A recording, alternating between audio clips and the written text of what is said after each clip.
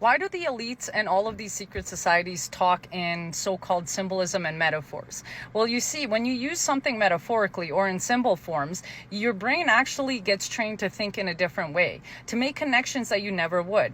Instead of thinking about something very literal, for example, like the statement as above, so below. Some people will take it literally and say that it means as above, like the firmament, so below with the ocean, and they will come up with certain statements like that.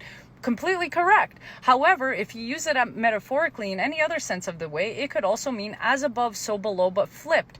So every action has an opposite and equal reaction. Newton's third law could also mean karma. Could also be taken in the sense of the way of yin and yang. Let me just show you the symbol. If you were to turn it 90 degrees, it would, and cut it right in half, it would be as above, so below. And even within the light, there is some dark, and even within the dark, there is some light. Just like with all of us, we have good and evil within us. It just depends on which side we allow to win, which side we want us to be mastered in. That's why they say opposites attract, because opposites balance each other out. And so I find it really funny that everything in the media is completely pushing the imbalance of everything, not just our interpersonal relationships, but our relationships with each other and the relationships that we have with nature. What do I mean by that? Well, let's take an example of feminism, right? They're basically saying that we're equal to men. I don't think we were ever meant to be equal to each other. I think we were meant to be balanced with each other.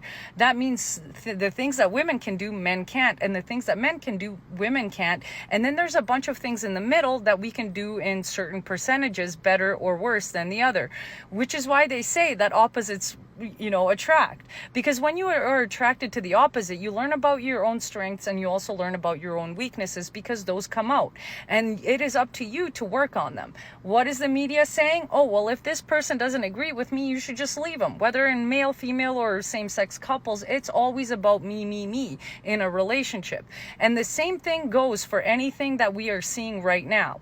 Don't think critically, just use your emotions. Vote with your emotions. Think with your emotions. You cannot do that. You need to find a good balance. Even the Lady Justice, let me just show you that symbol. Lady Justice, blindfolded, to say unbiased, has a balanced scale. That means both sides of the argument will be seen and it will be weighed against good or evil. And what's funny, in the Book of Dead from Egypt, it says that in your final days, your heart, which means your intentions, will be weighed against a feather. If that scale tips to make your heart lighter, meaning you had good intentions for people, you will get into heaven. And if it tips the other way, that means your heart is heavy, and it's heavy with like really bad intentions, and you won't get into heaven.